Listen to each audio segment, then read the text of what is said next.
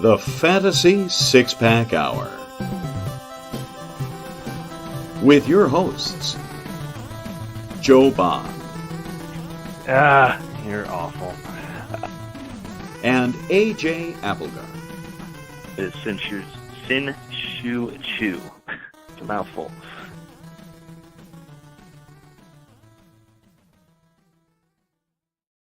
All right. Welcome to the Fantasy Six-Pack Hour. My name is Joe Bond, founder of FantasySixPack.net. With me, as usual, Mr. AJ Applegarth. How's it hanging, man? Yeah. Don't ask me that. I do that every now and then just to throw a curveball at you. No, I don't. I don't really want to know. Anyway. Nobody else wants to know either. Life is hanging, we'll say, by a thread. No, a couple threads. I'm pretty good at sewing sometimes. Okay. Anyway, man. All right, so tonight we're going to be going through some of the first week reactions, I guess we should say. Still very, very early in fantasy baseball. I got to say it. Guys, don't overreact. I'm just going to say that right now. Don't overreact.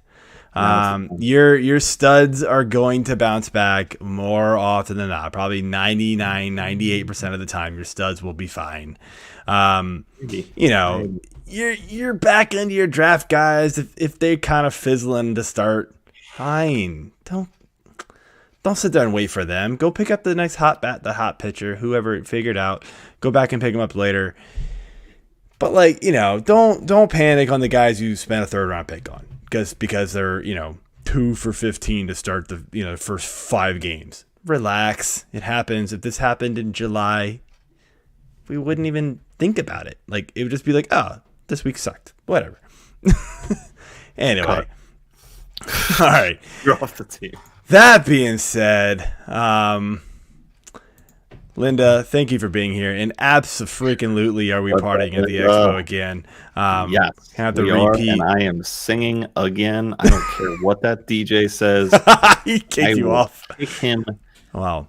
In the particulars, if he does not let me. You and me both deserve to be kicked out of that place. So yes. Well, yeah. But I deserve at least we'll get back there and do it again. Fucking absolutely, Linda. All right. Before we get going, though, I just want to remind everybody, hit that subscribe button, the follow button, like button, whatever it is. Leave those reviews. YouTube, Periscope, or Periscope. Wow, that's an old slide that somebody copied here. That's my fault. YouTube, Spotify, iTunes, whatever. Wherever you listen, wherever you watch, we appreciate you, and it goes a long way in helping us out. But let's bring our guest of honor on, Mr. Jeff Trela, writer for Fantasy Six-Pack, co-host of the Stack Attack podcast. How's it going tonight, man? Doing great, man. Doing great. Nothing like being on time, right? 20 minutes? Not bad. I didn't give AJ too much crap, but I'm glad somebody did. You're wearing a black shirt, but why you got to throw that shade this way? Come on. Looks like the bouncer, man, outside the club. Like, dude.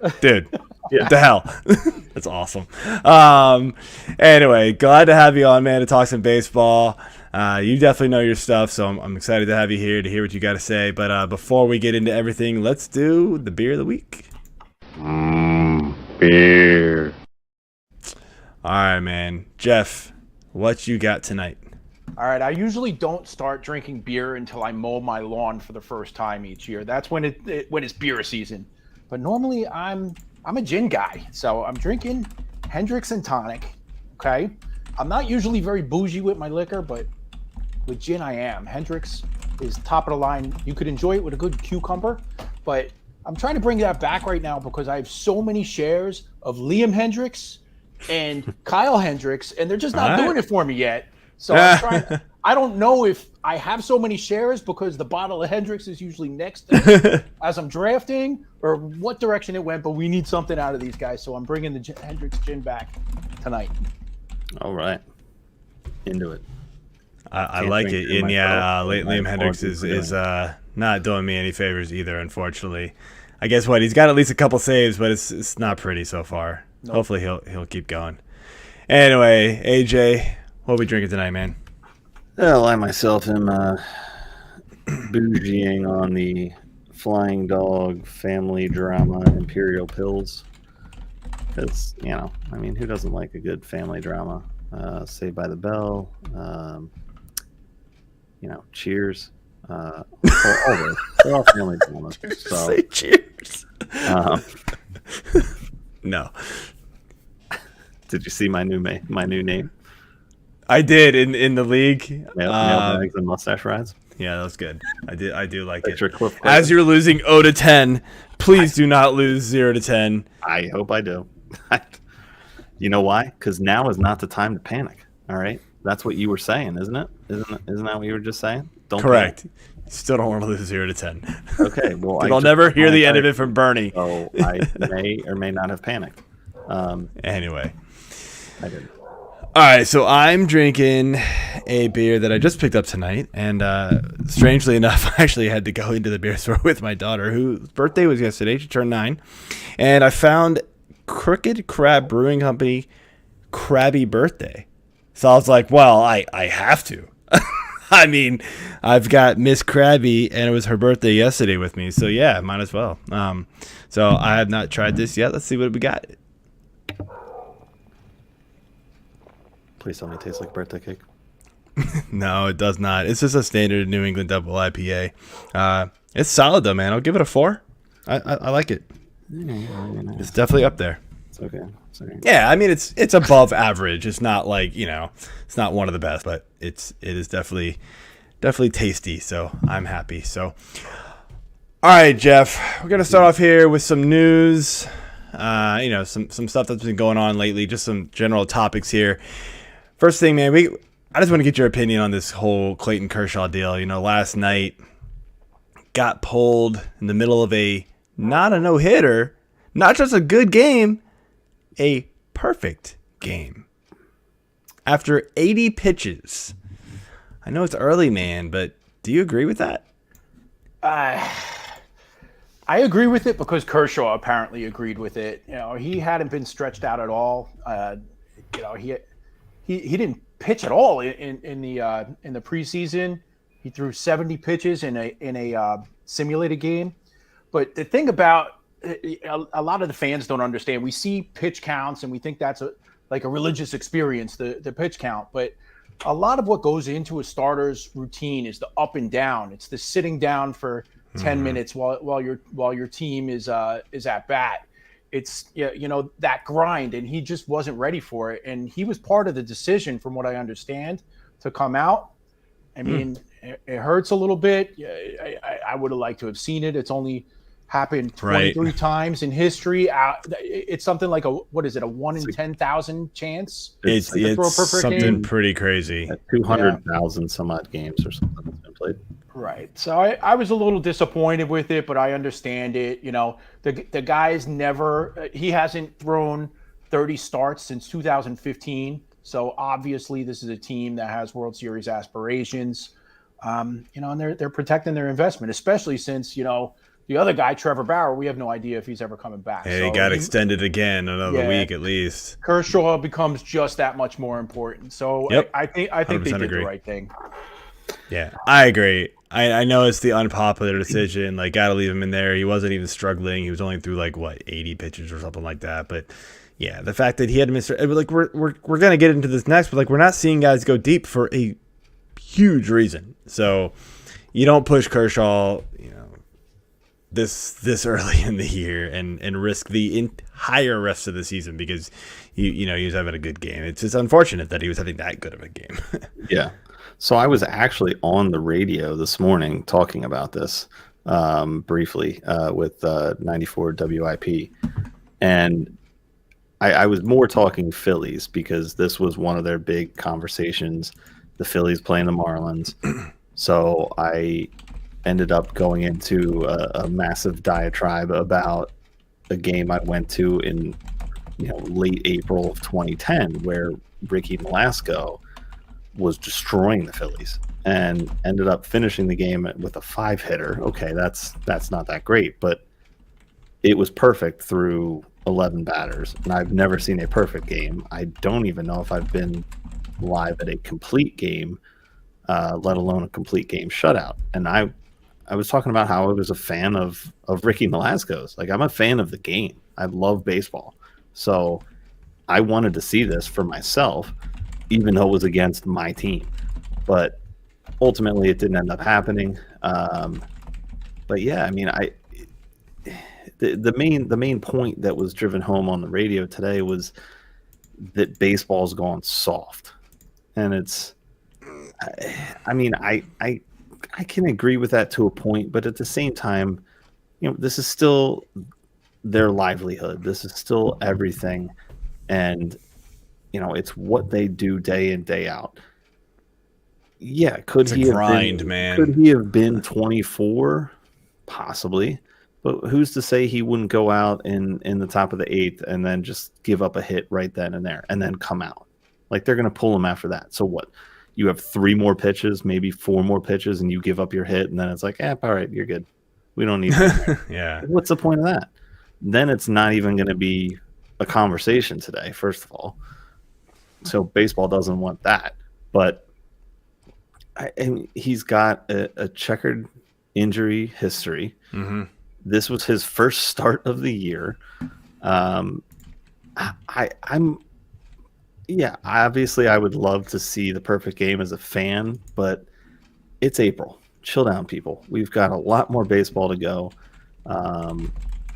And what did we have last year? Like 18 no-hitters in the first 2 months, something like that. I don't know. It was. It felt like it. It was like every day. But yeah, it was pretty crazy. It was like, what the hell?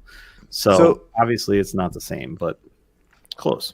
So speaking of pitching, and something I pretty much, I was talking about with the whole Kershaw thing, is the lack of innings pitched so far right now. Mm-hmm. And we see this every year, at least for the last few years, and I'll throw out a bunch of stats here, but just want to get your take on where we see this going this season, because it is a little lower than before. So in 2021, the average innings pitched through the first week of the season was 4.97. It ended up being 6.06, which was actually a lot higher than I thought it was. In 2020, and of course we know that was the shortened season, and the shortened spring training, it was 4.63 after the first week, and it only ended up being 5.6 innings pitched after the course of that 60 game season or whatever it was. This year we're only at 4.37, and they had a little bit longer of a spring training than they did in 2020 already. So I was actually I knew it was really low, but 4.37 seems ridiculously low. I don't know. There's a lot of I just want to get your just initial thoughts of that in general, Jeff. Well, first, when you're comparing the 2020 shortened spring training to this year, keep in mind that spring training was in late May at that point, almost into June. So the temperature was a lot warmer, and that makes a big difference on a pitcher. I mean, the cold weather favors the pitcher over the hitter, but like we said, that whole warming up and cooling down process of taking the mound and sitting down and getting back up and all that. I didn't think of that. That comes into play a little bit. But, AJ a couple minutes ago said that baseball is getting soft. I don't think it's getting soft. I think getting smarter. I think the league, exactly. I think the league is starting to take the advice that everybody gave us through our careers and everything, our entire life. Your dad from day one, work smarter, not harder. And I think that's what they're trying to do at this point. I saw some stupid tweet where it was they talked about Kershaw getting pulled, and they were like, oh, and on this day, 100 years ago or some stupid thing like that, a dude got struck by lightning, got revived on the field, and then finished the game. And it's like, well, that dude's kind of an idiot. Let's be real. Are you kidding me? Joe, do you know his next turn in the rotation, no hitter? Yeah. Not lying. Finished the game. He literally caught lightning in a bottle because his arm was made of glass. He was so afraid to get injured and break his arm because Tommy John wasn't around. They just called it surgery at that point. And, he's like, well, now what?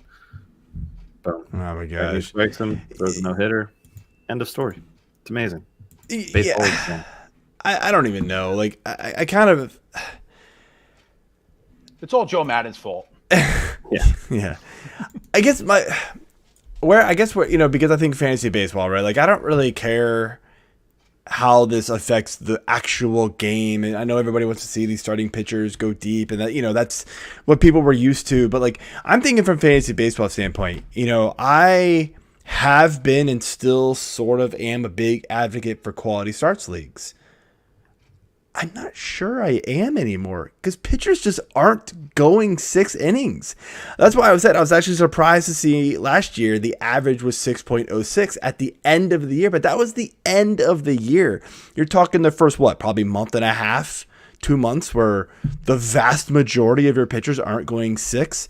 And at least still, like you think about it, 6.06 ended up being the average. That still means that half your pitchers didn't qualify for a quality start, even if they had gone 6, like, or even if they had only given up 3 runs or whatever. Like, I hate the win because it's so predicated on the offense. I'm not really sure, and I guess in a like a roto league category style thing, wins is still okay. But I'm in a couple of points leagues and in best ball leagues as well. Losses count. I hate the negative for the loss because it's so. A lot of times it's very many times it's not the pitcher's fault, right? And you just got like I think of DeGrom like 4 years ago, right? Like Cy Young winner should have been, but his team would score like a run and a half every single time they'd go out there for him. It was awful, and that's happened before. Felix Hernandez in the past as well. Like that happens all the time. Maybe not that drastic, but there are plenty of times where it's not the pitcher's fault. So like I hate in like a points league where you get the negatives for the loss, and to where I'm in a points league where we switched to make quality starts really heavily favored over the win, and now I think everybody's kind of regretting it. And I'm like, I'm starting to jump back on that bandwagon where I'm like, okay, maybe, or on that bandwagon with them where, okay, maybe wins or quality starts isn't the way to go anymore just because pitchers aren't going that deep. Yeah. And you get openers and things like that, and what do you do with that? Like you obviously can't get the quality start if you're not the starter. So I don't know. What's your thoughts about that? You can get a win if you have that reliever or reliever/starter that comes in to clean up after the opener. Those are impossible to predict, but they are. But yeah.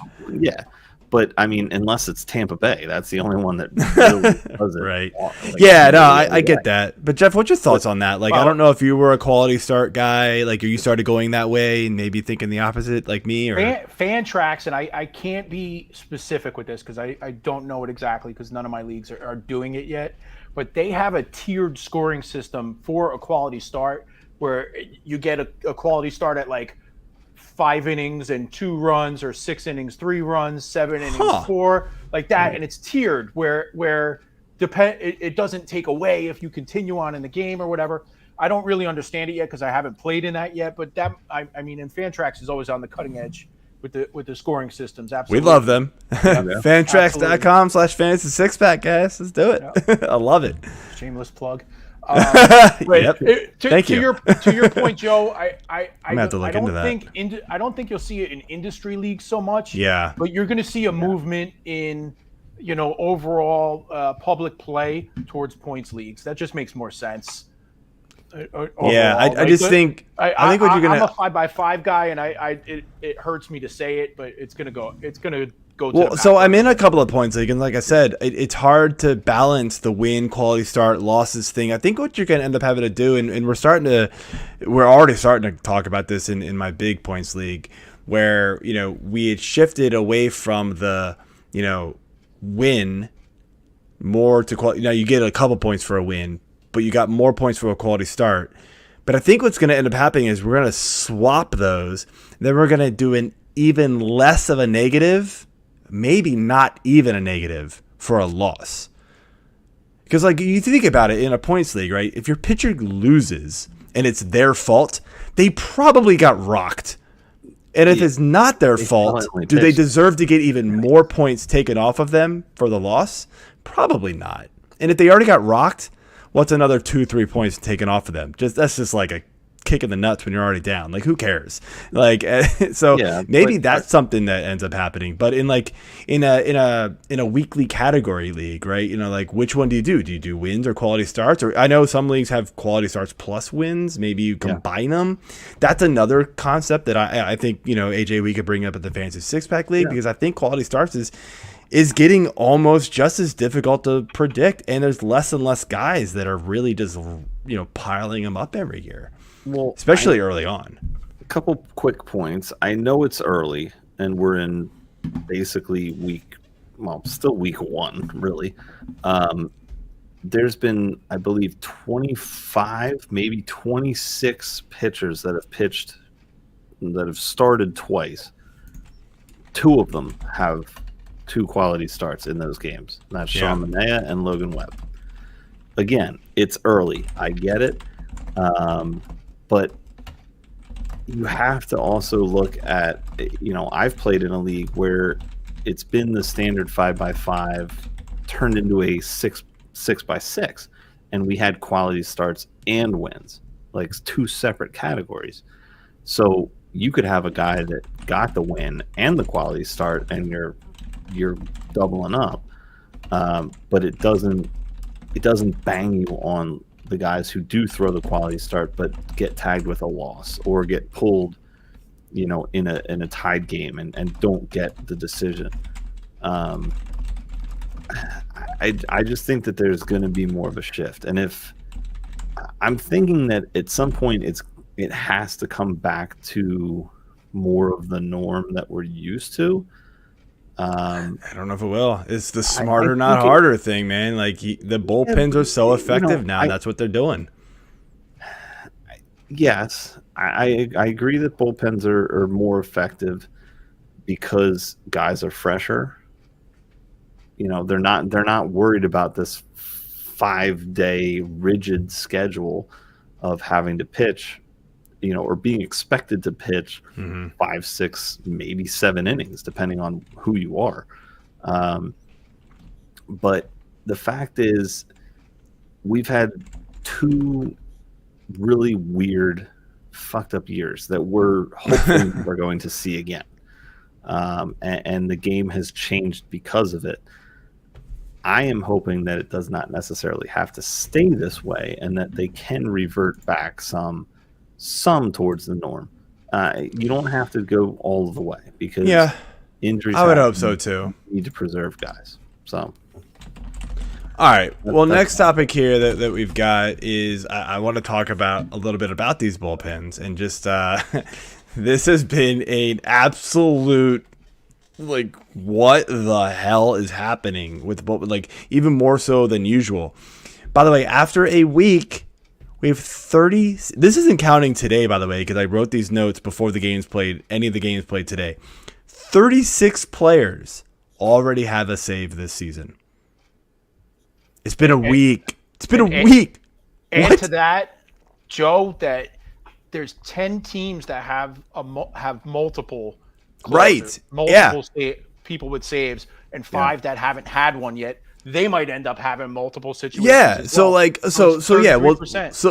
we'll talk about these multiple teams first. So Cincy, right? Now we know Sims is on the IL, so that plays a big part in it. But Art Warren and Tony Santillan, they've got like I want nothing to do with that. I'm sure you agree. Boston, this one is weird. So Barnes, like the very first game, like didn't pitch because he had a back issue that came out like after, but now he's fine and he's pitching. Yet Diekman and Robles are the ones getting the saves. Barnes is pitching in like the 6th inning still. So what do you think there? What's going on? I got nothing for you. Best analysis ever. Love it. That's what it comes down to. That's the grind. We all try to say we know what's going on. We're not the manager, we're not in the dugout in that room making the decision. There's no way that we know what the hell these people are going to do next. It's disgusting. And to speak back to our conversation about the win, the save is about to go away. Stolen bases are going to go away because of the universal DH. So yeah. 5x5 rotos. So I have in every league I run, and every league that I convince a commissioner to do, we have moved to saves and holds because it is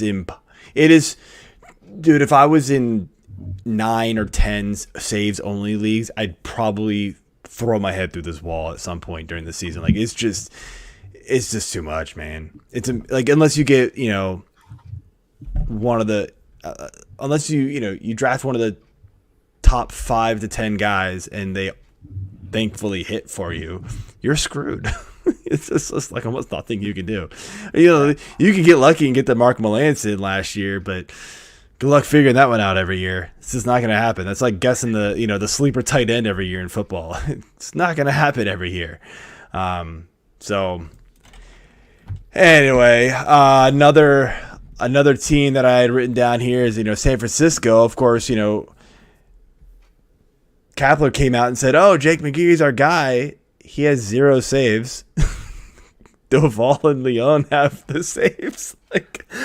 As a Phillies fan, I can assure you that Gabe Kapler, while a decent manager at times and had a good year last year, is nuts.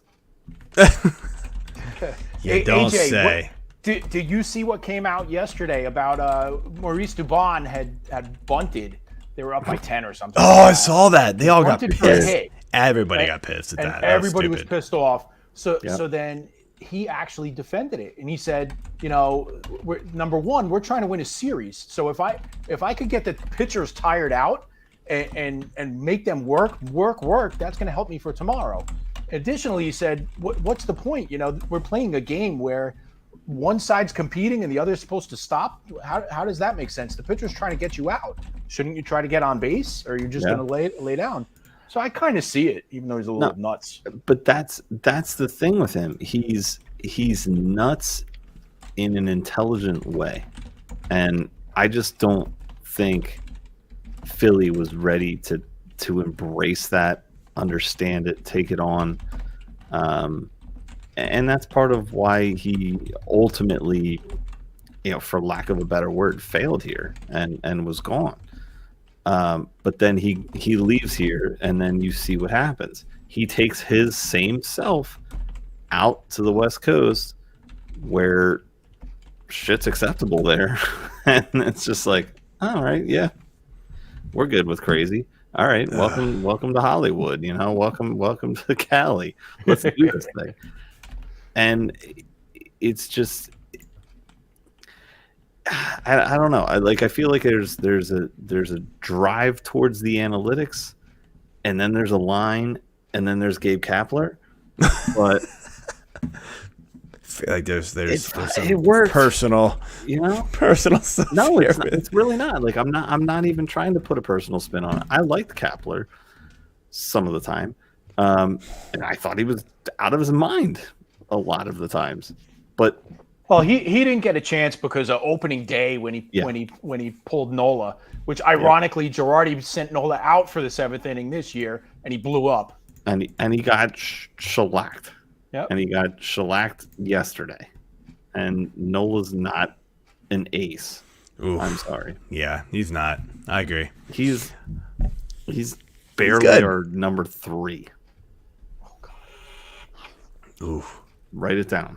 Yeah, people draft him as a top 10 pitcher still. Why? Enjoy that one. Don't know. 2 seasons? It was Okay, 2018. Great. It was 2018. He people peaked? still riding that. And how long ago was that? 2018. Yep.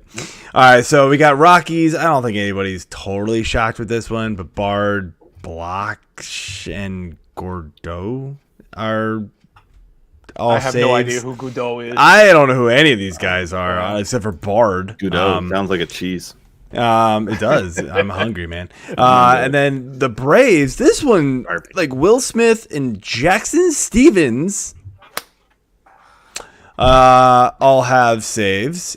Yet Jansen, who is struggling and got absolutely shellacked in his first start or in his first appearance, I still think this is Jansen's role. They're gonna because he got a late start, obviously, even later than everybody else. But I think when he takes over is now a huge question mark. Like, I think he'll do it eventually. Like, if he gets like 2 or 3 good appearances in a row, maybe. But even then, like Will Smith he's good. I mean, there's a reason why everybody was like, why did you pay Will Smith his money and then whack? How great would that be if Kenley Jansen comes onto the mound and slaps Will Smith? This is my job. Out of my mouth. Oh, that'd be funny. I don't know. You're out. So if they let Jansen take the ball from we got a bunch of guys. We got a bunch of stuff to get to here. We are already at 30 minutes. So I just want to ask you real quick, Jeff, any thoughts on these guys who look like they've taken the role here so far? And I'm talking about David Robertson for the Cubs and Tanner Rainey for the Nats. Any, like, you think they'll stick the whole season, or are these just kind of? I think Robertson is going to. I definitely do. The only problem is with both of these guys is, you know, closers on bad teams end up being set up man on playoff teams later in the season, and that's probably what's going to happen. Totally agree. And where is Robertson? I think Robertson is going to get every chance that he can handle for the foreseeable future. I was a fan of Robertson coming to Philly. Obviously, it didn't work out that well for him because of injuries and whatnot. But I mean, he has earned it right now, and he's done it before. So I think he is definitely a top candidate to go back to being a holds guy come trade deadline, which sucks, but it could get him on a team that's actually in contention, and you know, that's better, I guess. So, all right, let's rip through some injuries here. Got Teoscar Hernandez was out with a side injury. Probably good. Yeah, it's possibly an oblique. It sounds like it was a similar injury to what he suffered in 2020. Not good. His teammate Danny Jansen went on the IL-10 with an oblique injury. Oblique, baseball, we talk about it all the time. Real quick, Jeff, on the Teoscar Hernandez thing, like with him being out and the top of that lineup struggling right now, and the rest of that lineup isn't actually very good. Right. There's no protection behind Vlad at this point now. Teoscar Hernandez was it. Like, do you worry that like they give him almost like the Bonds treatment where they're just like, we're not pitching to you if Bichette and Springer don't get on base? They're just like, yeah, we're just gonna walk your ass and everybody else can beat us. It doesn't matter because you can't walk Vlad. Like, he's exactly like his father. He can hit a ball off a bat feed. He'll golf swing it. Yeah, like, that home run. If nobody knows what we're talking about, go YouTube his father and golf swing. It is phenomenal. Guerrero. They literally hit a pit that bounced out of the park. I played the game. You know, a lot of fantasy analysts never played the game. I'm not just some nerd that looks at numbers. I played the game, and I can tell you, I used to do this drill where I would stand up against the fence and swing like this. And what that does is once you clear the fence, it makes your wrists explode. Mm-hmm. What I saw him do yesterday against Garrett Cole on a 98-mile-an-hour fastball inside that he brought his hands through the zone. His hands are the quickest I've ever seen. When he was coming up, and my buddy Trader Andy, he's listening right now. It kills me that I'm going to have to say this in front of him. When he was coming up, they called him all these scouting services and everything. They called him an 80 hit tool, and I said that's a joke. An 80 hit tool is Pete Rose, right? Who today's his birthday, 81 years old. So happy birthday, Pete! Cheers, Pete. Belong in the Hall of Fame. Damn right. Vlad Guerrero right now with Trout beginning his ride out into the horizon. Step one of it. Vlad Guerrero is the best right-handed hitter on the planet, and he's the closest thing to an 80 hit tool. So there's no worry about protection. He could do anything he wants with any pitch that they could just intentionally walk him, I suppose. That's fine. Then he can't do anything about it. But yeah, if intentional walks get you MVP awards, to be honest with you. Yeah. Bonds. If they do that, he needs to be the first person to just swing the bat when they throw it outside and make them he think wouldn't be about the it. first one I've seen it happen. I forget who did it. They stepped out there and just that's right. smashed it. No. They were pissed, and they just stepped out and went whack. I forget who it was. He should just put 2 strikes on himself and be like, okay, now you have to think about what you want to do. Do you still want to walk me? All right. All right, keep rolling through these, man. There's lots of Danny them. Jansen, like I said, 10-day or IL-10 oblique. We got John Means is day-to-day with left forearm. He's scheduled for an RMI. That's dangerous. Listen, MR. I'm a John Means stan. Like, that's my guy. He's my highest owned player. I'm in 21 leagues, and I think Chris Bryant is 90% of them, and John Means is 85%. Wow. He's done. I'm sorry. I have a torn UCL in my non-throwing arm. I need Tommy John surgery that I'm trying to avoid, and it starts with forearm tightness, and he's done. It's not good. It's not good. I'm already writing him off for the season at this point. If I'm wrong, hallelujah. But I don't think it's good. I mean, that's a huge blow to the Orioles because he's easily the best pitcher that they have. And I don't want to say that's not saying much, but he had a great season. He's good. He's very good. He was very good in a very tough division. And this is detrimental to the team. Yeah, so. And with that, he always his MO was that he struggled with the home run, and with them moving the fences back, it just lined up for a perfect season for him. Yeah, you know, we saw him throw a no-hitter last year. I was really excited for it. I agree. I'm devastated. Totally agree. A couple of White Sox injuries to talk about here. We got Eloy Jimenez was day-to-day with an ankle. Shocker. He was available as a pinch. Yeah, I know. Amazing. He was available as a pinch hitter. Did not start the game today, though, so keep an eye on him. AJ Pollock, new to the White Sox, already on the IL-10. Another shocker. After Jeez. 2 days. Yeah, it's like, wait, AJ Pollock? Oh, wait. You mean don't draft injury-prone players? 7 days Got it. On the IL already. Lucas Giolito is on the IL-10 with an abdomen injury. We already know about Lance Lynn dealing with a knee injury. I think that's it for the White Sox now. Yep. Sticking in the division, we got Javi Baez day-to-day with a thumb. So what's your take on Javi? Because thumb injuries not very favorable for power hitters. Jeff, what do you think? Do we know which thumb it is? Yeah, I'm trying to look it up here. AJ put these right Yeah, thumb soreness. I think is he a lefty hitter? He's a right-handed hitter. Yeah, So it's his He's top thumb. right-handed. If it's his top thumb, Yeah, you could get his away top with that. thumb. You could get Yeah. you could get away Yeah. with that. That's that. Yeah. All of the torque of the bat is going to be on your bottom hand more than anything. So Yeah, I that's probably why he's leaning more day to day.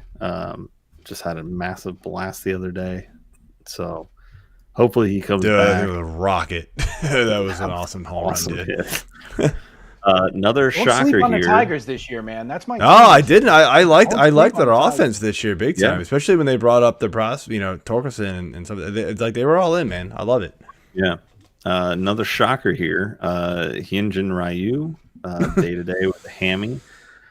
He'll be on the IL soon. Sure. Gene Segura is dealing with hand injury. He's got, I believe, a shoulder, maybe back. Yeah, out my neck, out my back. I don't know. He's in the convenience store. He got hit. Yeah. He took a pitch, so like they're just hoping it's just like just general soreness, but we'll see. Well, that's the hand, but then Girardi came out today earlier before the game and said that he's dealing with some other stuff too. So I didn't see that, and I still don't see it. Actually, I'm on the player page and it's not showing it. But anyway, keep yeah, going. Blake Snell is out with a groin injury. He is headed towards the IL. Tawan Walker is on the IL-10. Should hopefully only have to deal with the minimum, but will have to take a rehab start dealing with shoulder bursitis. Tommy Pham, day-to-day left hand. He's getting more tests on it. Mike Clevenger, IL-10 knee. He's making a start in low A today. What are your thoughts on Clevenger coming back? If this start is fairly successful and say he can get back by early May, what do you think, Jeff? I'm very invested in Clevenger because the price was so low. I don't remember exactly his ADP, but it was well into the 200s. Yeah. He's 31 years old. I'm not asking the world here, but get me 5 innings a game, strike out 7. Keep it under 3 runs. That's what you're looking for from him. If he ends up, this could easily be one of these situations where he's not going to pitch a single inning this year, and the cost that you paid to acquire him was not that much. Yeah. I'm not really worried one way or the other. Not a big investment for hopeful high ceiling. So, and then John Gray is IL-10. He's got a blister, should return next Tuesday. I mean, we've seen blisters come up mostly with Rich Hill year in, year out. Is there anything to worry about here? I mean, John Gray was potentially the Texas ace this year. I think blisters suck, man. Like, they always come back and haunt people. Talk to Rich Hill about that. I just said that. Are you even listening? I'm not. I literally just said Rich Hill. Are you muted again? Yep. Damn it. All right, let's go to some notable starts. I did that on purpose because of last week's show, by the way. Oh, yeah. I didn't respond. You got it. All right. Just kidding. All right. Notable starts to the season. We've got a couple different categories here. We've got the hot starts from unexpected players, and we've got the slow starts from unexpected players. Let's start with the hot starts.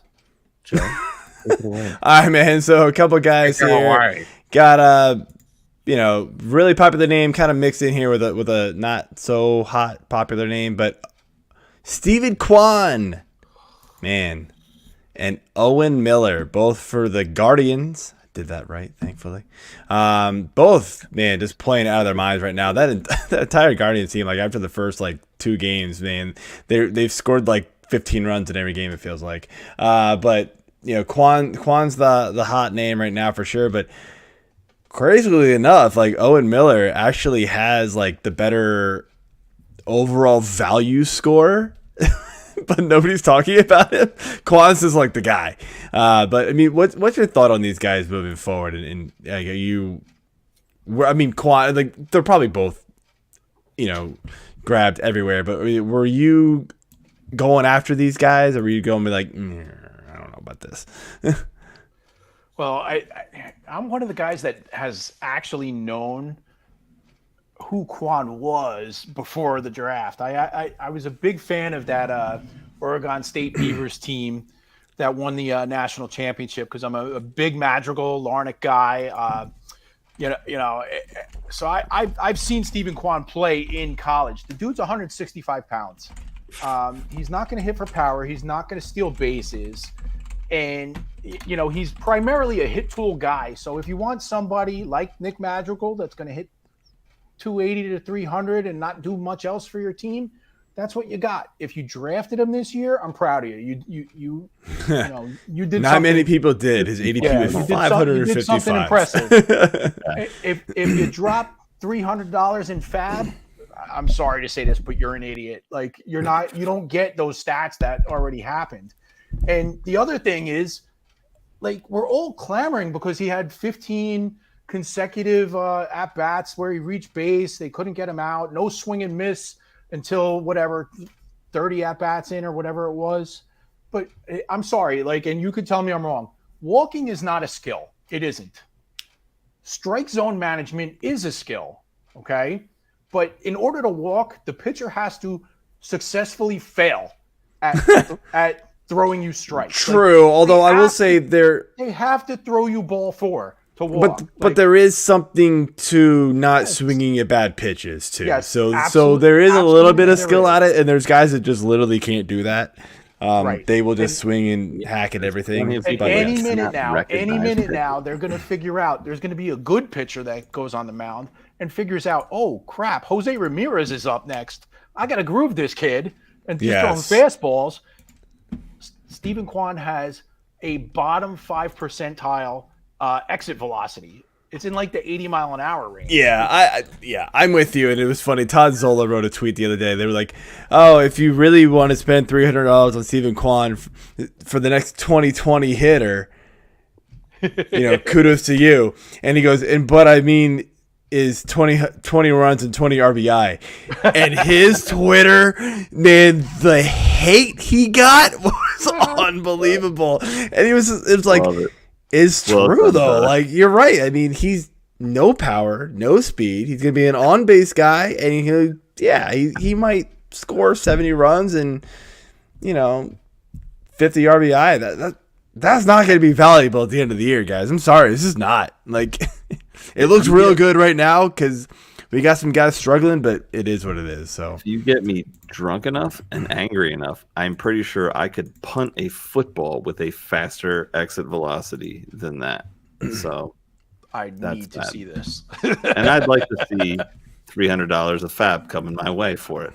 This sounds like Dave Eddy saying he can run a 5.9 40, and I laughed his ass off. What did I run when we were out there? 6, 8, 9 or something like that. No. So when Dave Eddy said he could run like a 5 something, I laughed at him so hard. Anyway, I'll beat Dave too. Just wait. You might. I'm getting into peak position. You are not beating me. I'm running this year. You are not beating me. I really wish you would have invited me that time because I would have loved smoking you guys. I'm gonna be the what is it? Vince Vaughn smoking a cigarette on the rings. By the way, the party at the Expo is at the Hall of Fame on Saturday, and we're all racing the 40 apparently. So yeah, that's gonna be bad. Linda, anyway, if you're still here, pulling some hammies. That's why I didn't do it last year. My hammy was already pulled, so I was just like, that's not. I feel like being able to walk the rest of the weekend. Anyway, Kershaw. Next guy here, man. We got a pitcher here I want to mention, and it's Merrill Kelly. He got some helium right at the end of the draft season, and I actually took him like really late in a couple of drafts just because. Why not? His velocity was up, and his strikeouts were kind of up with it too, and he's really continued that as the season has begun. In 2 games started, he's pitched 9.1 innings. His K per 9 rate is 12.54. ERA is hovering at a good 0. So good start for him, man. Obviously, 0 ERA is probably not going to continue, but like, are you in on Merrill Kelly? Like, worth a roster spot at this point? Absolutely. For sure. Yeah, I definitely drafted him a couple places. A former KBO guy. I'm a big KBO fan, so special place in my heart there. 33 years old, so make sure you temper your expectations, especially coming off a thoracic outlet syndrome surgery. There hasn't really been too many success stories there. The one thing about Kelly, though, you mentioned the velocity increase. His average fastball was 91.5, I think, like some give or take. Yeah. In major league games that he's averaged over 92.5, 10 times he's done this. 2.25 ERA with a K per 9 over 12. The rest of his entire career collectively, he's never had a 9 K per 9 in any given season. So if the velocity is real and it continues, the success will be continued. Yeah, no, great point. Last guy here for this category, and I'll let AJ take the next one, is another pitcher, and it's Kyle Wright. Kind of shocking some people here, and I get it. It's just one game, but I mean, this is the guy who had some pedigree and had just struggled for years, it feels like. But his first game was very good. Quality start, 6 innings, 0 runs allowed, had 6 strikeouts in those 6 innings. So yeah, I mean, very, very good outing for him. I mean, is this something you think that you can buy in on, or you still kind of wait and see with Kyle Wright? Jeff? You clearly said, I'm going to let AJ have this. Oh, I said I'll let AJ do. I said I'll let AJ do the next category. My bad. Damn it. Well, anyway, Kyle Wright. I'm not really buying into this. He's never been a big control guy. His career. It's only 22 games, but his career whip is like a 1.6. You never saw it below a 1.2 in the minors. So the control's never really been there. He's going to get his strikeouts. That's what he's good for. The thing that concerns me is it looks like Atlanta might have their eye on a 6-man rotation at this point, because they've already had 6 starters go. And other than our boy Unoa, they've all performed. So Wright's going to have to... Ian Anderson didn't have that great of a start, though. Good call. So if they're looking at 6, they're going to have to perform to keep their spot. So our boy Noah, that was around like 28 pick. My bad. It was sort of like, who do we like? That guy. The injured one. Spot on. So, all right, AJ, let's do these this next category here. Going into the slow starts from unexpected players. Dodgers studs. I mean, they're struggling right now. We're talking basically the entire Dodgers team because they're all studs, except for Kershaw. I mean, really the top 3 big time too. You're looking at Betts and Freeman and there's like everybody's just offensively not really clicking right now. It feels like. I mean, are we just attributing this to no spring training, early season, Freeman dealing with where the hell am I playing this year? I mean, what are your thoughts on that, Jeff? Yeah, I think Freeman, where am I playing this year, comes into it. But I also think there's the second game of the season, they ran into Herman Marquez, and he was awesome that day. Yeah. Second game was the game that Julio Urias blew up, and they were down 7-0 in like the 3rd inning right off the bat. Now, he's somebody to be concerned about. Yeah, there's a massive velocity drop there, so be concerned about that. I meant to put him down and just forgot to list him. Yeah, and then they traveled across the country from Colorado. They went to Minnesota, and they're playing in 40 and low 50s with high winds, wearing the turtlenecks and everything. And then they're kind of on tilt, a different game with the Kershaw perfect game and everything. I just think there's been a lot of variables there, and there's absolutely nothing to worry about. They're actually not doing that bad. I mean, Bellinger's OPS is over 800. Freeman's is about 750. Mookie Betts is kind of been a disappointment, but now we're seeing Trey Turner starting to steal bases. It's going to come around. There's nothing to worry about. Yeah, I'm not too worried about that. At least the studs when it comes to it. We'll talk about one more of them later. Nobody in Los Angeles even knows what a turtleneck is, aside from something that comes out of a shell randomly when it crosses the road. So Randy Arozarena is another one here that we've had a pretty unexpected slow start. Thoughts on Randy? Yeah, no concern at all, especially a guy like him that can run. Even if the hit tool falls down and he falls to a 240 hitter, he's still going to steal 20 bases for you. So just wait it out. It's coming.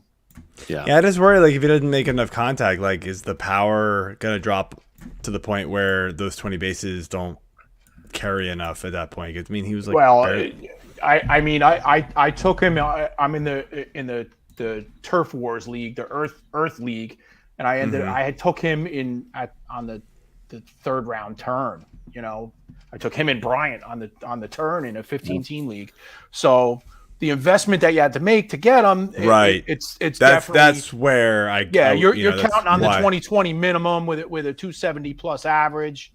If the home runs fall off, it's a problem. But yeah, I guess that's why I put his name down there. It was kind of like, because I did take him in a few places.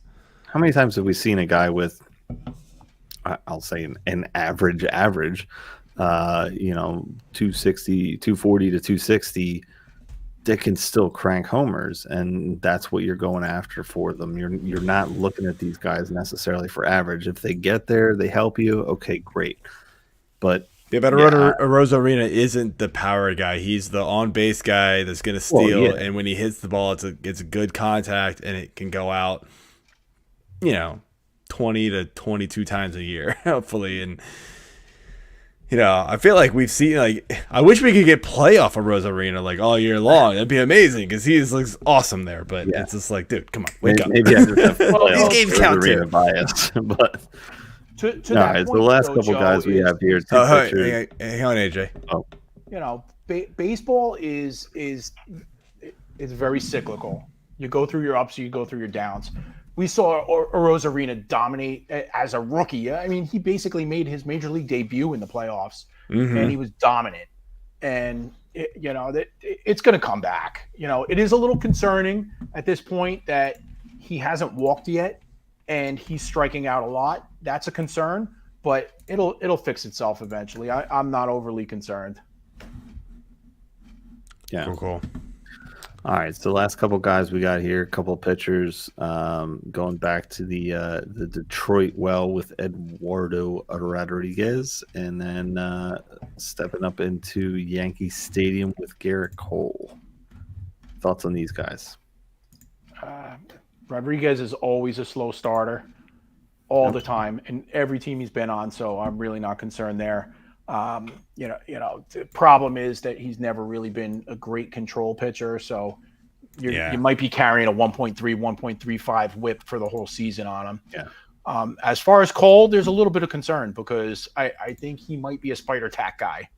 I really think he might be a sticky substance guy that is lost right now. And first round, same thing. Like, obviously, he's a better pitcher than Rodriguez is, but people were drafting him as high as third overall.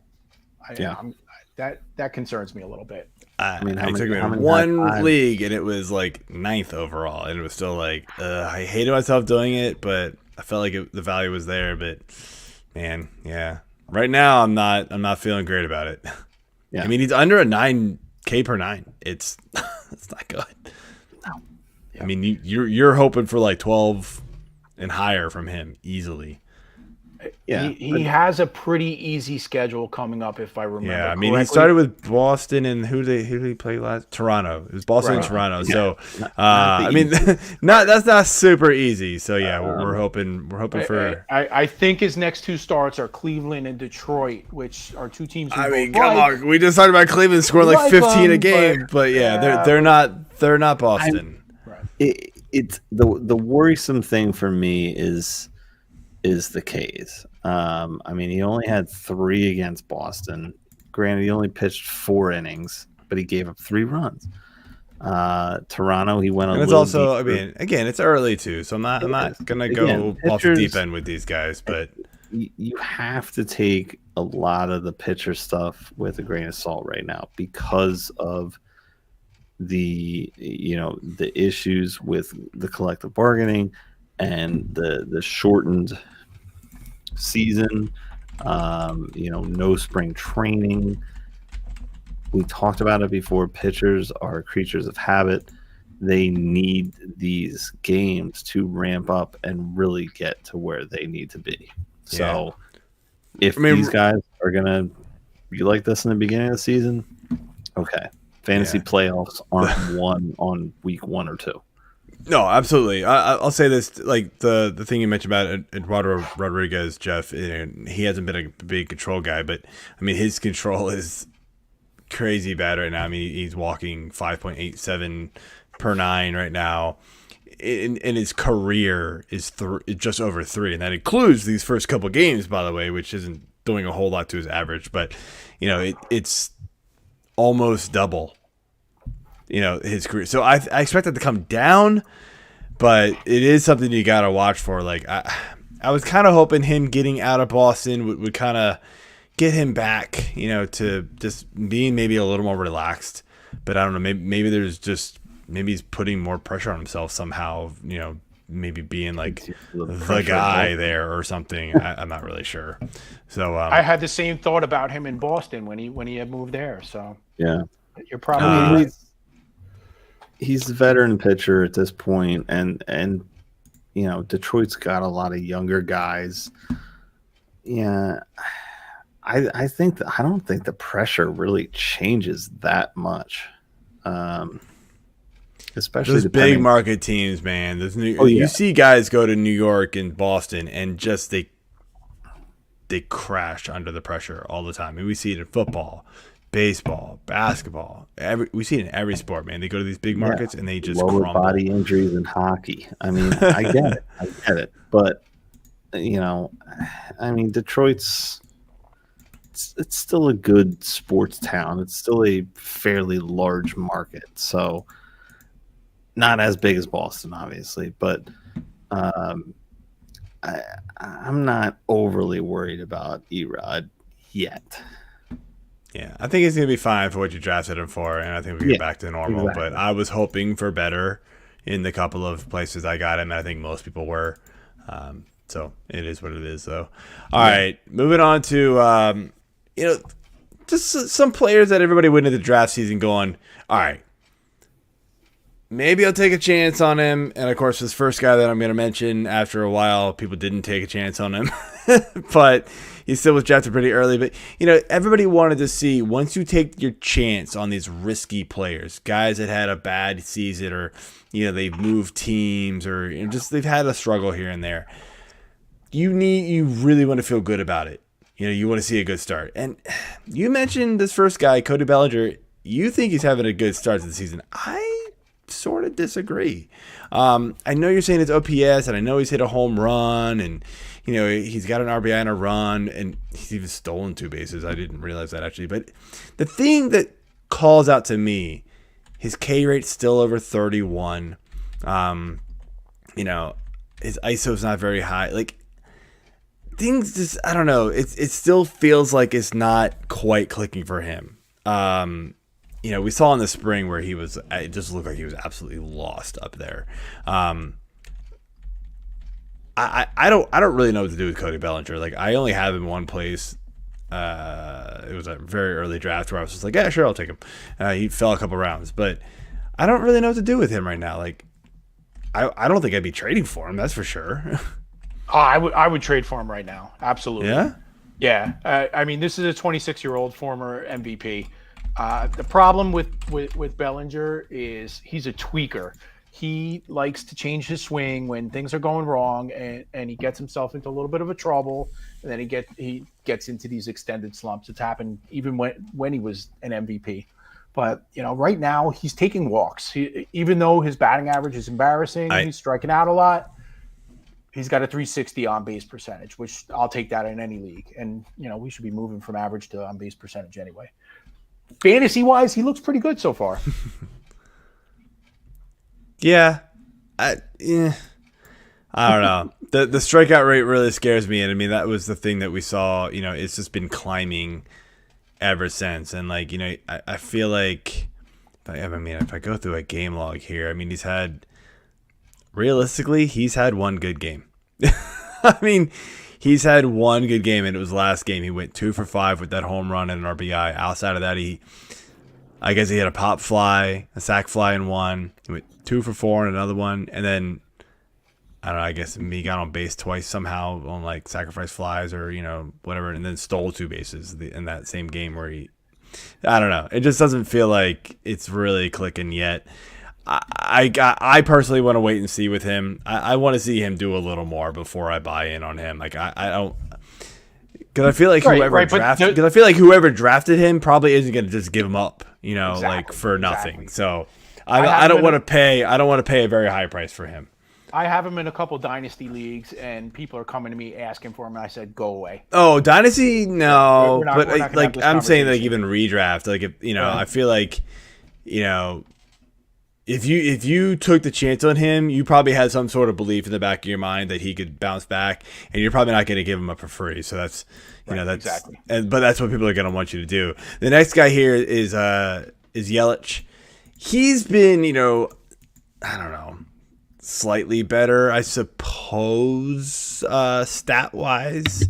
Although he does not have a home run yet, but I don't know. I mean, he's not striking out as much. He's walking a lot. His average, is slightly better. OBP is better. I don't know. his overall fantasy value isn't higher, but like when you just kind of look at other things, he seems like he might be like slightly better. But I'm still very worried about Yelich in the back issue. I don't know what you think. Yeah, that's all it is. If he's healthy, I'm not worried, but there's no way that we're going to know that. Yeah, and then next two guys here, we'll do Jose Barrios, who has been just shellacked so far, and then Yu Darvish, who, oh boy, you really wanted to see a good start out of Yu Darvish, and it just didn't happen. And he struggled last year. Just pick one of those guys, I guess, and give us your quick thoughts on them.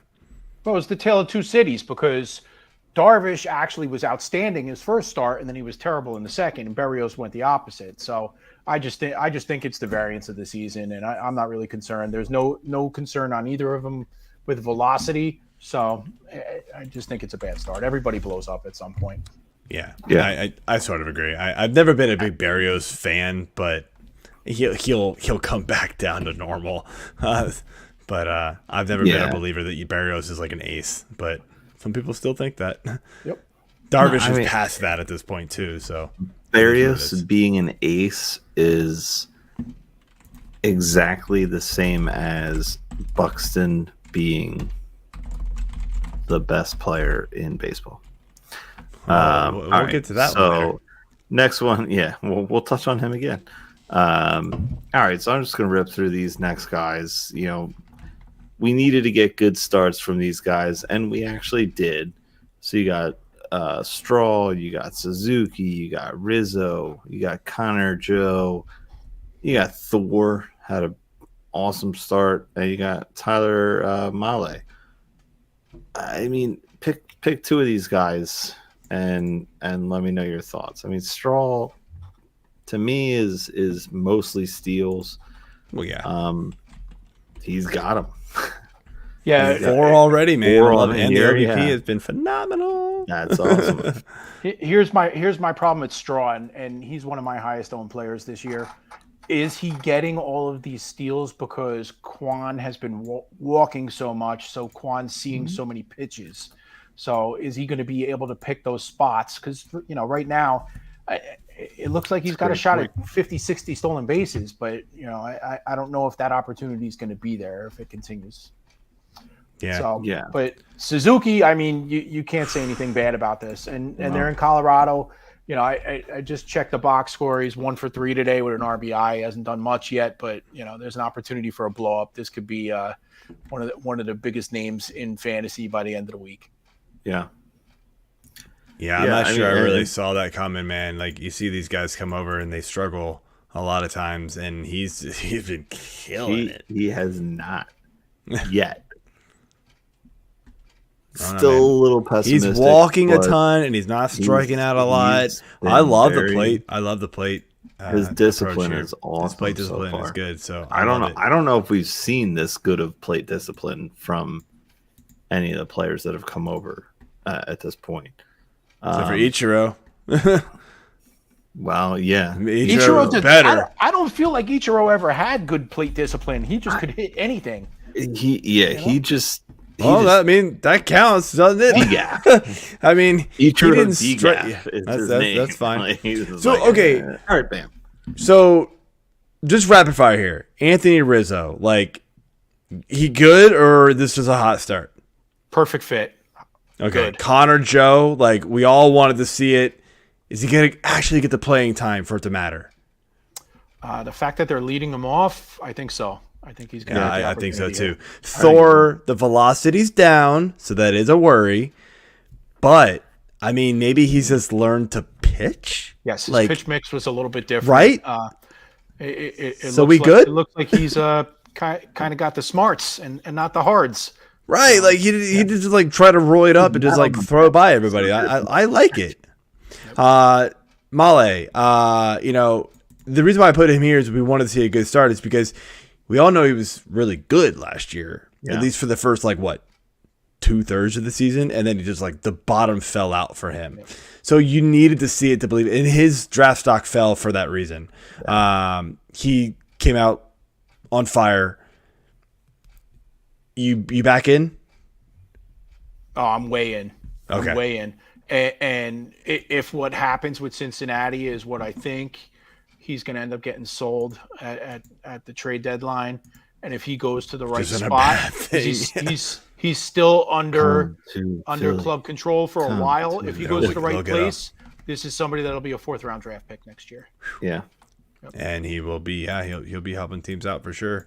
Oh, yeah. All right, so finishing things off here, we got a couple guys, or a list of guys here that we wanted to just bring up, and we'll kind of rapid fire through these too because we haven't gone a little long. Going to start off with the guy that AJ mentioned earlier, and it's Byron Buxton. I mean, injury prone always, but when he's on the field, he performs most of the time, or at least lately. Any chance you think he actually stays healthy and stays this good? I mean, right now he's like basically the best player in baseball, like as of the first week. We've seen it before. It's unfortunately a no for me, but I don't want to say that. I think if he does have a healthy season where he plays 145 games, it's going to be him and Vlad for the MVP. But he's basically never done that. So what's really to say that he's going to do over it now? 100 games? That's a very good question. Maybe once. Yeah. So nice guy here, and a guy that kind of obviously caught helium right at the very end of the draft season because of the DeGrom injury. But I was luckily by the way, he has only played over 100 games once, and it was 140 back in 2017. After that, not a chance. So, okay. But Tyler Miguel, he was a guy who a lot of people liked last year, but never really got it put together. But his first 2 starts have been absolutely phenomenal. I mean, the number 1 ranked fantasy player for pitchers right now, according to Fantasy Pros. What thoughts on him right now? Like it's the variance of the win. It's the variance of the win. We talked about that earlier. He's the guy that got the 2 wins, and that's why the ranking's so high. Yeah, that makes sense. He's a middle of the road starter. Would you sell him if somebody wants to? Yeah, absolutely. He's already gone. Yeah. I mean, look, I'm fine keeping him because I think, at this point he's proven to be a solid pitcher, and his velocity is up this year too, I think, is for what I can gather. But walking over a batter an inning, not walking a single person right now, that's not going to continue. But I mean, the control, he's just phenomenal. I mean, people liked him a lot last year, and he seems to me maybe just putting it together is what I can think. But I'm willing to take the hit for the gain that you will get from some stupid ass in your league. Yeah, if you've got those guys, absolutely. Yeah. Unfortunately, none of us do because we don't. I live in New Jersey, so I love it. So a couple teammates here. We got Josh Lowe, the prospect that everybody loves, got the shot mainly because of Austin Meadows trade, and then Harold Ramirez, the one who kind of fell under the radar here. That you hit me up and you were like, add him to the list. So give us your quick thoughts on these guys. Like, can Josh Lowe actually pull the 2020 season that we all hope he can? And then who is Harold Ramirez, and what do we do with him? Here's why Josh Lowe can.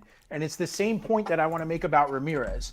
Tampa Bay has long been known as the cerebral team that is going to do everything off the grid, etc. But Josh Lowe has been playing every single day, regardless of lefty or righty split. And Harold Ramirez has been as well. They're playing against righties. They're playing against lefties. It doesn't matter. They're just shifting at where they are in the batting order. I actually bet Josh Lowe at 90-1 to win the Rookie of the Year about a month ago. So I'm praying for that one. So you're a big fan. Yeah, definitely. Right now, the start's not so hot after the first couple of games, but we're hoping that. Right, but Harold Ramirez is a fly under the radar guy. He came from the Cubs, formerly of the Marlins. He's a hit tool guy. He's a right-handed hitter that has the potential to hit 300. If he plays every day, he'll be a 75 guy with 20 home runs. Not going to run. Just think Yandy Diaz, same player exactly, and nobody knows of this guy. He was drafted in like the 500-600s coming in, so he's probably still on most waiver wires. Great pickup. His ADP on NFBC was 718, and I only did the last like 2.5 weeks of the draft season too to pull that ADP, which means it was 1,000 because I was drafting him in the 300s. That's phenomenal. All right, last couple guys here. So we got Alec Boehm. I don't know what to do with Alec Boehm. He's struggling to start out so far. Doing the split with Stott. Isn't he kind of banged up right too? Like I just don't really know what to do. He has yet to not get on base. Boehm? Yep. I thought he was straight or I don't know Stott. what happened today. No, he didn't start today. Oh, who am I getting? His defense has been atrocious. Oh yeah, all right. But yeah, fantasy. By the way, AJ, you got to buy that shirt, man. I already did. I already got it. It's on the way. It'll be here. AJ, I texted you. Which one? I fucking love this place, or I fucking hate this place. I mean, I didn't. RotoWare made the shirt. You gotta buy it and wear it next week. I will wear it next week. I will absolutely. I almost want to play it. I almost want to buy it and wear it just because I don't like Philly, so it's fine with me. Anyway, sorry, I'm totally wrong about Boehm. I didn't realize he was actually playing well. For some reason, I had a feeling. I don't know why. I heard something somewhere he wasn't playing well. I don't know why. He's been hitting, but they've left him out of the lineup 3 days in a row.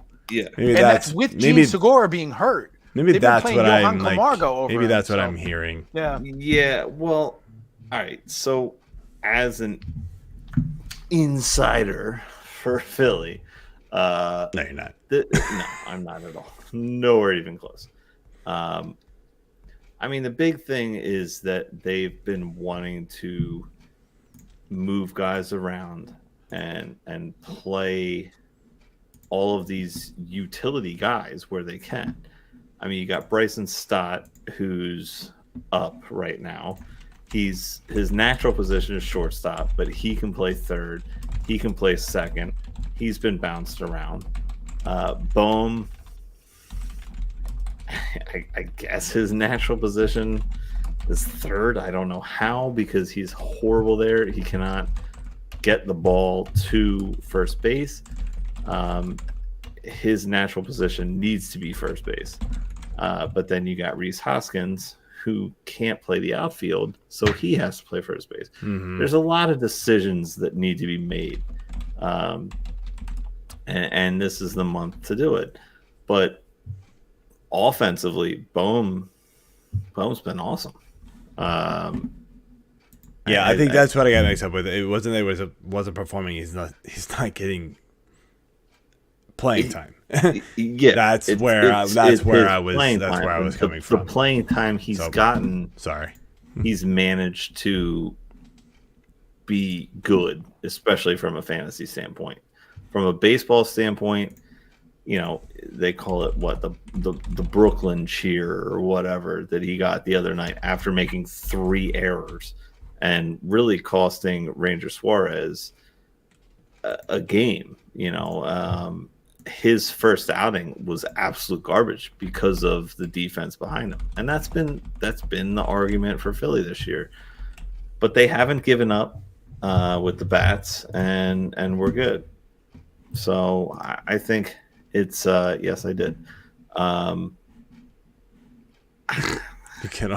think it's going to be it's going to be interesting. Okay. It's going to be interesting. Fun. All right, so you can ask that last question. So the last one I had that I put on here, and I don't know why I really did, but Greinke. Pretty decent start for an old washed-up pitcher, I guess, right? Good call with the first name there. I was like, who the hell is Josh Greinke? That's why I was like, I'm like fan graphing it, like, who's Josh Greinke? Why don't I know who this player is? But yeah. 20 minutes, like, what did I do? Yes, Zach Greinke is who we're planning to talk about here. I I mean, he had a nice start. He's old. He's back in Kansas City. He's obviously on the downturn of his career. Possible swan song. One foot out the door, dude. But yeah, I mean, it was a nice. it was solid first start. I mean, what are your thoughts on Greinke? Are you okay with it, or are you, what's that? Yeah, I mean, if you need an ERA and a WHIP boost, I feel like that's the way to go. You know, maybe I just don't really know how many times he's going to go deep into games. But, you know, even then, it's kind of like I'm not sure how much ERA and WHIP boost, because, I mean, the last couple of seasons he was over 4 for ERA, you know. But, you know, he doesn't walk anybody, so it's not like it's the WHIP problem. He just gives up runs. You know, his hits go for home runs because he's throwing meatballs over. Yeah, exactly. He's just throwing meatballs over the plate. You know, he's throwing 88 miles an hour. Here, bam, oh, shit. You know, it's like, all right, you know. But yeah, he's fine. He has his place on certain teams. He's got to fit your team, in my opinion. But I'm not chasing him. Yeah. You know? So, all right, Jeff. That's all we got for the show, man. I want to give you a chance to close out here and tell everybody where they can find you on Twitter and what you got going on this season. Yeah, it's at jtrela20. You know, check me out. I'm out there. I'm always willing to help. You could see my NFBC related waiver wire column on Fantasy Six Pack, which comes out every Sunday morning, but it's based on the NFBC, but it could be used universally for any 12 or 15 team league, basically, at that point. And then my podcast, the Stack Attack Fantasy Podcast, we pop on whenever we have something to say. You can find us on YouTube or through my Twitter at jtrela20. Yeah, those guys are fun. Definitely recommend checking them out as well. So, all right, Jeff, thank you for coming on, man. Sorry, went a little long, but great information and good talking to you, man. Have a good night. Yeah, definitely, man. Right. Appreciate you guys. Sir. Thanks. Peace. All right, man. So yeah, we're at about an hour and 20. I always want to say a minute 20. A minute and 20. Yeah. Where the fuck have you been for the last hour? I don't even any idea. Mike just popped on. What's up, man? Yeah. What the hell, Everybody Mike? sees him in a tie-dye shirt. Blow your roll. All right, man. But yeah, that's all we got for the show. Next week we'll be not sure yet. We figure it out as the week rolls on and see what happens during the baseball season. But check us out. We'll be here next Thursday as usual. Peace.